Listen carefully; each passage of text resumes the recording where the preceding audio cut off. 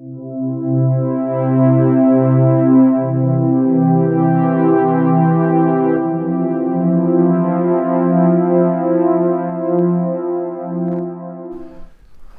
some thoughts for today, the Sunday next before Lent.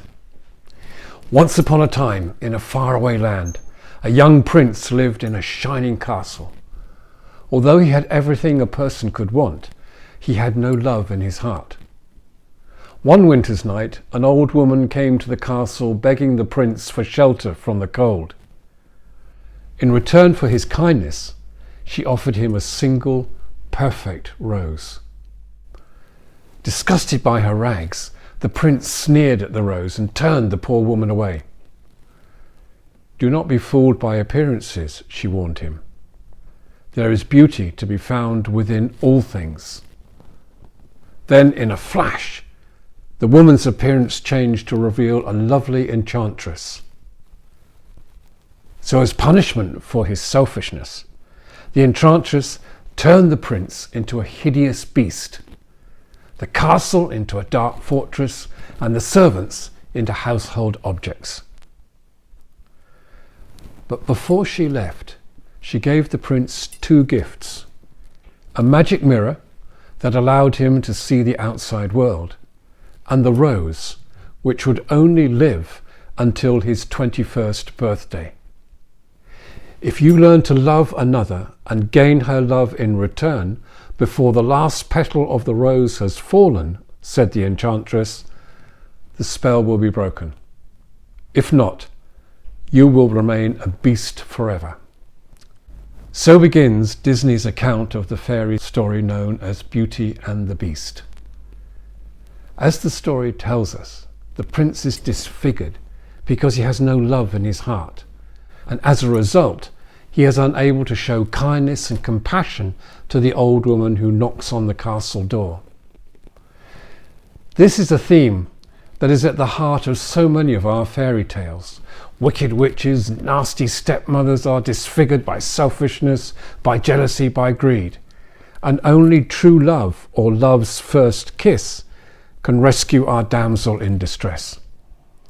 Disfigurement causes pain, and only love can transfigure the situation. Today we meet a disfigured Jesus.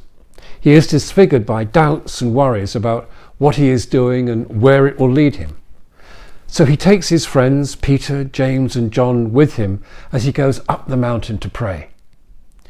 Jesus is looking for affirmation from his heavenly Father that yes, he is on the right track, and yes, it will not be easy, and yes, he will be supported and energized by his Father's love. At the words of love, Jesus is transfigured, and with a sense of purpose and meaning, sets his heart to readily walk the dangerous road ahead to Jerusalem. Then at the bottom of the mountain, Jesus meets a disfigured father who is so worried for his poorly son. With healing words, father and son are transfigured and given fresh meaning and direction to their lives. The transfiguration Jesus received at the top of the mountain, he gave out at the bottom of the mountain.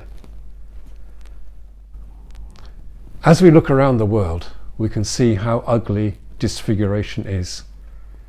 Where hearts are disfigured by anger, by fear, by prejudice, and by hatred, we see so much that is ugly.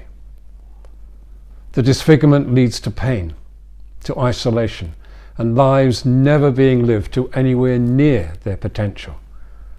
Whether it be in the Kremlin, the streets of Kabul, or the front benches of Westminster, the deep ugliness of disfigurement is plain to see and heartbreaking to witness.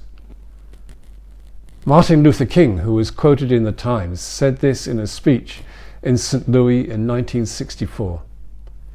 "We must learn to live together as brothers or perish together as fools." Our disfigured world cries out to be transfigured. Ordinary lives want to have the opportunity to see their children grow safely, to enjoy a meal with friends, to watch their team on the weekend, to follow their dreams and realize hopes. The disfigured old order needs to move aside. or to transfigure this beautiful vineyard with a chance for peace, a touch of kindness, and a heart for understanding. Otherwise, they will remain beasts forever. So travel safe, pilgrim.